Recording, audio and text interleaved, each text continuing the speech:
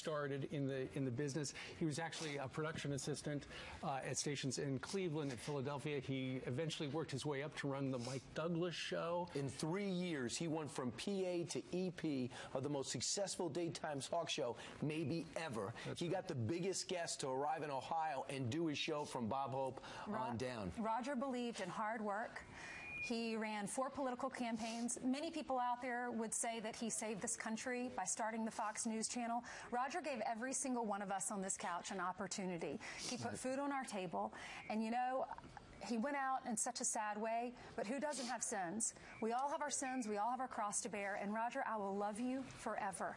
You gave me an opportunity, and I will forever, ever, ever be grateful. I know I would not have gotten this job if it weren't for you. And I hope that you rest in peace, Roger, and I hope that you are at peace.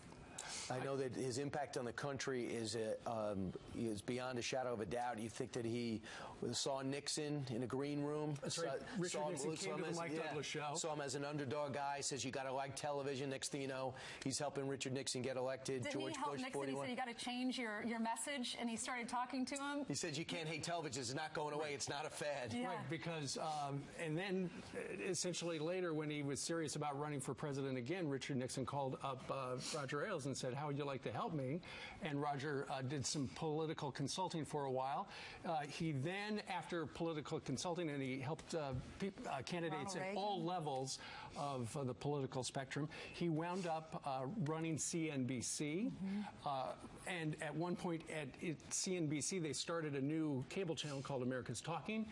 Roger's wife, Beth Ailes, hired me, and I then went to work there. That's where I met Roger and worked for him. And then after I left CBS, Roger said, you need a job? We're looking for some folks for this new thing called the Fox News Channel. And Roger hired me to come here. And no one gave as well. And yeah, Steve, and very few people knew him as well as you and your family. I got to know him through his wife because she had hired me. And, you know, the thing about Roger is he was a big personality, and he, you know, you would go to his meetings and you would just love hearing the stories about, he'd talk about what, you know, I had all the jobs of everybody in this room, which would be true because he started at the bottom and worked his way up. He gave great advice. When we were all at our hardest times, he was there for me when I went through some really hard times. Janice, are you okay?